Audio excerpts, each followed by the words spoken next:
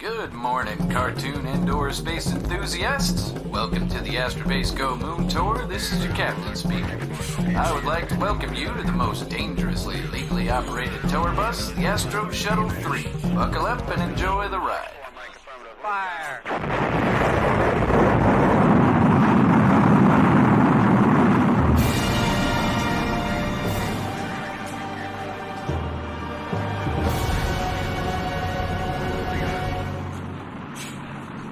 As our beautiful and forgiving stewardesses clean up your vomit, I'd like to take this time to tell you a little about Astrobase Go. History tells us that in 1976, self-made bazillionaire and acquitted pederast Dr. Daniel Faustus founded the Special Boys Society, a fellowship whose alumni even to this day include senators, statesmen, and beloved professional athletes. But what history intentionally forgets to tell us is that in 1982, that same Dr. Daniel Faustus approached NASA with a startling solution to the now abandoned space race. Build a moon-orbiting classroom manned entirely by young boys. Cared for by an assemblage of nurturing robots, or soul-bots, these cadets would grow up with a strong respect for the new frontier of space. And as a testament to his bravery, Dr. Daniel Faustus volunteered to go along with these boys to be their only contact to the adult world. NASA wisely labeled the doctor a dangerous crackpot and denied his request. Undaunted and rich, the good doctor secretly went ahead with his wondrous plans. In 1985, Astrobase Go, along with Astrobase BMX Dinosaur and Astrobase Ice Cream Ninja, all of which were named by his special boys, were quietly launched into the less judgmental arms of outer space. What became of the other two space stations is the stuff of rumor and party jokes, but what became of Astrobase Go is the stuff of legend. And there she is, Astrobase Go. As big as 3 junior high schools laid end to end, the once gleaming golden Goliath now sure could use a lady's touch. Thanks to parental intervention, the Astrobase is entirely free of frightened boys. Presently, the moon-orbiting facility is rented monthly to artists, craftspeople, and whatever amateurs are. Most notable of these tenants, only Jackson Public and Doc Hammer, the reclusive masterminds behind your favorite TV program. Why don't you give them a friendly wave?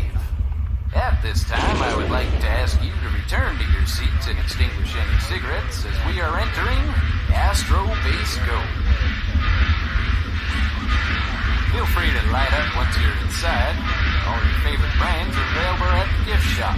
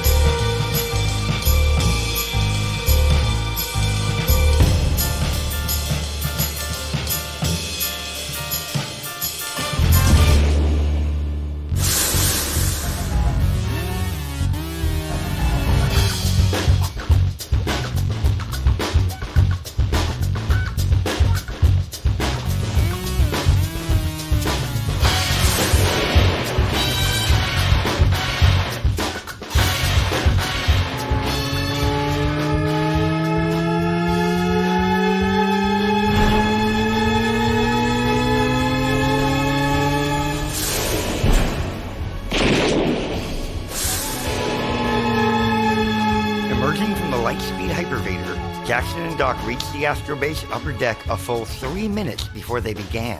Now, 3 minutes younger and magically speed-suited, the two visionaries begin their daily trek through the Astrobase. 7 miles of robot-choked corridors, 14 miles of confusing pipes and air ducts, and like 36 toilets comprise the winding wonder of a moon-orbiting studio. As surveillance cameras track and record their every move, tiny sensors located in their matching speed suits monitor their fragile vital signs. Not just fashionable chick magnets, the astrosuit is integral to deep space survival. Portable atmosphere, waste collection pouches, zero-G magnetization, and a fanny-flattering seat comprise just some of the suit's many features. Jackson laces his desert fashion, while Doc wears his just a kiss above the ankles. Based on the implausible designs of MC Escher, these confusing halls have claimed many victims. Lost and tired visitors to the Astrobase give up their quest to meet the reclusive Jackson Public and Doc Hammer, and focus solely on survival and the ever-lessening likelihood of finding their way out. Living primarily on non-toxic crayons and lipsticks, these feral visitors begin to live as wild beasts. Wild beasts with lipstick and crayon-stained mouths. Wild beasts that strike fear into the hearts of those that hear their nightly howls to the full moon. And on the Astrobase, it's always night, and the moon is always full. Through the tireless efforts of the Sobot Extermination Unit, the breeding population has been reduced.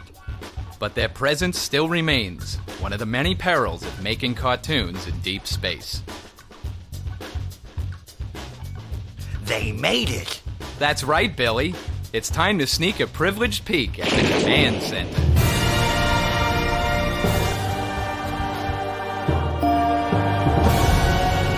Astrobase Go! Welcome to the command center. A gigantic cathedral packed with state-of-the-art advancements in cartooning technology. Top men in the field of space management have organized every inch of the command center, guaranteeing perfect efficiency and Zen-like feng shui. Supercomputers and laser-powered machinery make writing the Venture Brothers less creative and more precise. Free of clutter and dust, the command center is as sterile as an operating theater. Filth has no place in deep space. Yeah, Pete. Mismanaged germs could mutate and become sentient beings.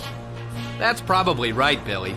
If cleanliness is next to godliness, the command center is a moon-orbiting Vatican. And all of this technological splendor is manned by just 2 men. 2 men with their fingers on the pulse of cartoons. 2 men in matching jumpsuits.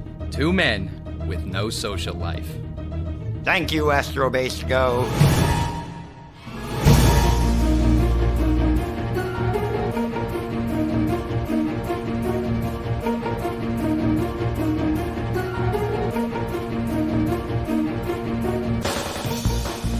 All these innovations are made possible with base stations. Jackson's Creation Station takes cartoon writing to the next level. And Doc's Animation Alteration Station makes creating distracting motion graphics a snap. Good News electrically enters and leaves the Astrobase through the Dissemination Station. A drawing of Brock Sampson peeing on a mummy is made easy with the dual-lamped Imagination Station. Looks like they missed the line from the Monarch's chatty henchman. Better get Doc on the Audio Manipulation Station.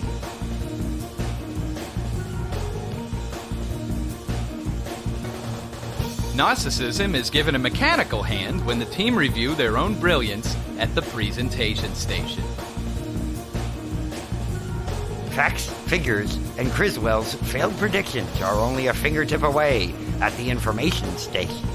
Doc's oil portraits of melancholic women in their undies are facilitated by his Inspiration Station. Writing the Venture Brothers is tiring business, so naps and romancing the ladies are only possible with a Relaxation Station.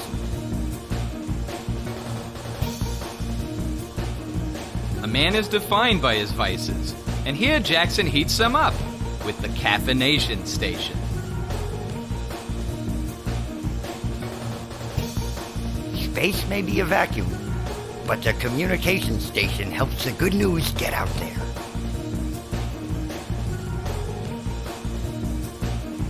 Nothing helps the viscous creative juice start flowing like a hearty game at the Revitalization Station. That sure is a lot of technology. And we haven't even shown you the greatest technological wonder to ever be squandered on making cartoons. Sobot! Anybody who reads the credits knows Sobot's most famous task. That's right. Sobot is the voice behind TV's most famous robot. You mean Helper. For good after the last time, too, but some crazy people just won't stay locked up, you know what I mean?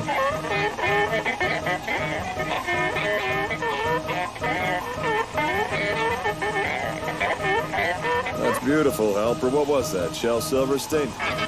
Well, I don't think Maya Angelou was talking about this chick. She's as deadly as they come. And if she hurts those boys again, I'm gonna take her down permanently this time.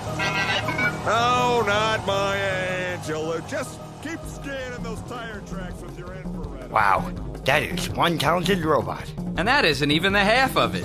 Right, Jackson? Jackson knows that Soulbot helps make the uncomfortable cohabitation of two men in an astrobase possible. Soulbot can sit still for a lot longer than a melancholic woman in her underwear. And who makes a better listener than a robot who communicates with indecipherable beeps and whines? A Soulbot would never say stuff like, "You think that's bad? You should hear my problems."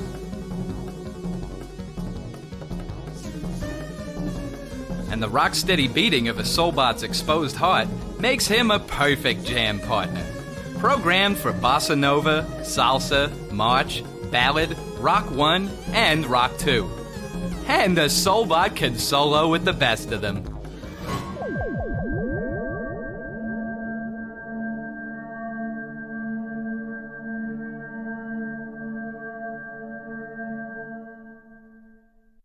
Although appearing both menacing and clumsy, a Soulbot is actually a graceful collection of servo motors and dreams. More like a pile of smart steel ballerinas than a robot, Soulbot has more special features than an Adult Swim DVD. A Soulbot has 8 visible elbows and a countless collection of inner elbows. This gives them a hug that 1,000 mothers could never aspire to. Reserve power is stored in his battery belt. Extra space is used for holding aspirin, spare keys, and anything smallish that you don't mind being really hot. More knees, please. No problem. While Jackson only has 2, a Soulbot has 7. On each leg. That gives him 14 knees and a possible 7 laps. Soulbots don't eat, but if they did, and if they had a mouth that wasn't a speaker with lights on it, a Soulbot could conceivably eat a live chicken and cook it in his gigantic iron belly/oven. It seems like we're ignoring Soulbot's most unique feature, his massive exposed heart. Unlike a human heart that is primarily a meaty pump housed in your less glorious chest, a Soulbot's heart is a perfect device made just for loving. Designed by the reclusive and sexually dubious Dr. Daniel Faustus, the Soulbot heart draws its power from the unused love that hangs in the air from any partnership. The love extraction and purification process is noisy and possibly blinding, as Jackson demonstrates.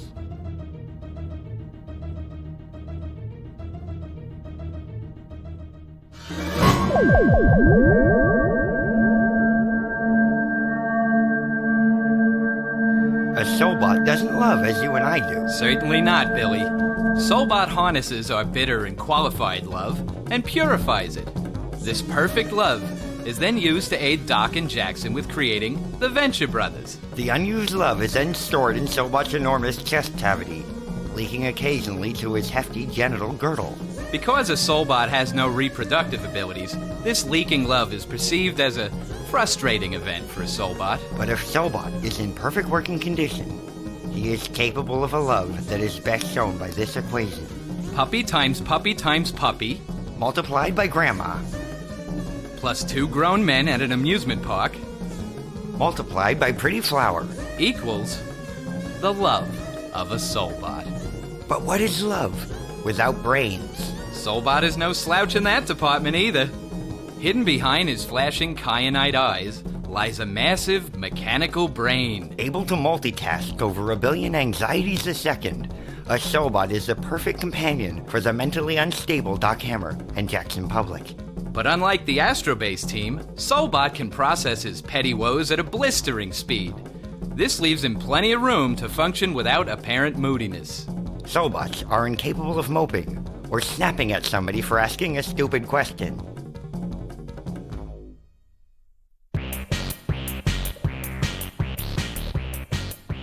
Soulbots, by human standards, are super geniuses and are way smarter than your dad. Your dad is probably not as smart as you think. Yeah, totally. He was the first older man you knew. And when you're like a little kid, it's pretty impressive if somebody can like make scrambled eggs or just fix a lawnmower. Totally, Billy. It's not even a contest. Soulbot is way smarter than your dad. Here, his intellect is probably best shown by this equation. Historical extra genius multiplied by older extra genius Plus clunky old computers to the power of 8. equals the brain power of a soulbot. Wow, that soulbot is impressive. I bet there wouldn't even be an Astrobase Go without a soulbot. That is so spooky. Totally. Well, it looks like the boys have begun to write the Venture Brothers' next exciting season. Let's listen in. Sorry, Billy, the tour's over, and Jackson and Doc have work to do. But what if they're writing about us? Yeah, I wouldn't count on that. Why, my origin has yet to be explained. Come on, Billy, we are so going the way of Baron Underbite. Impossible! My versatility has not been explored. I'm a character goldmine. Why did I have a black armband? Why do I live in the trailer with you? Wait, we could get something going with our company. Honestly, we'll move our business to the venture compound and start the hilarity from there. I'm game. I'll do anything. I'm serious. I'll work for almost nothing.